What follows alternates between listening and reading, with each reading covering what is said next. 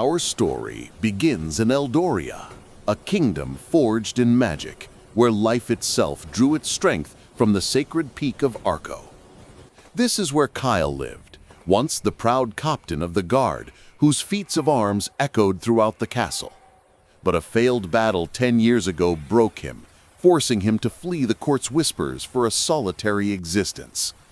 In his isolation, Kyle focused on one thing: training, punishing a body that failure had made invulnerable.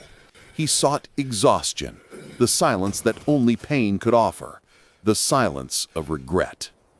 Meanwhile, the kingdom began to tremble, for the breath of Arco, its source of life, was fading. A dark and corrupting force lurking on the borders of reality had been awakened. The mages called it the Hunger, an entity ravenous for the world's vital energy.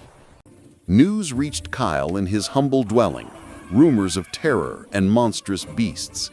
He ignored the call at first. His time was over, his duty paid in blood. But fate, unlike the whispers of the past, does not allow a veteran to rest. The darkness found him. A patrol of corrupted beasts, their bodies warped by the hunger's touch, had ventured too close to his dwelling. Though the foes were small, their power was a clear sign of the growing corruption. Kyle was forced to engage. It was a brutal, overwhelming surge of numbers. Kyle's training had not been in vain, but he had to act fast. With a final, strategic blow, the immediate threat was removed. But the fear in the creature's eyes haunted him. He knew then the simple life he craved was a luxury the world could no longer afford him. He was a veteran, forged for war, and no failure could erase the power in his hands. His self-imposed exile was over. It was time to remember the vow of the captain. His goal was clear: ascend the corrupted Mount Arco and sever the source of the hunger's invasion. The road to redemption, however, would be paved with trials, and the journey would start immediately. The ascent of Mount Arco was a trial of its own, an unforgiving climb through ancient winding paths. The corruption was visible everywhere. Trees withered, and the air itself grew thick with a dark miasma. Kyle, relying on raw endurance and sheer willpower, pushed through the physical and magical strain. But the hunger knew he was coming. Its defense was not a legion, but traps of pure shadow magic.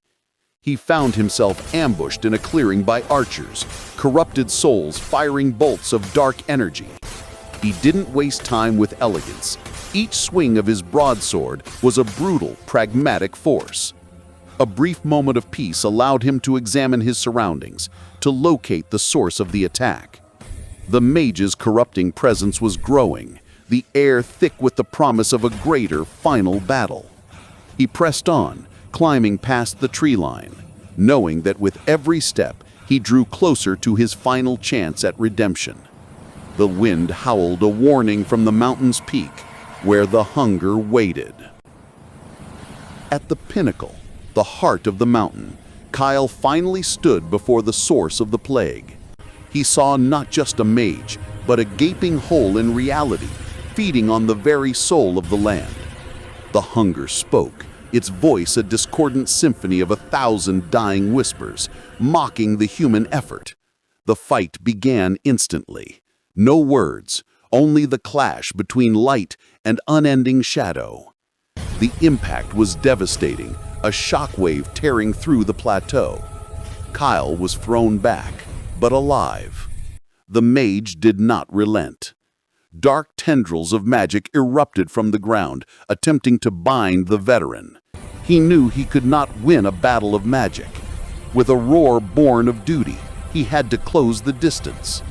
He leapt over the final barrier of shadow, his entire being channeled into a single, devastating stroke.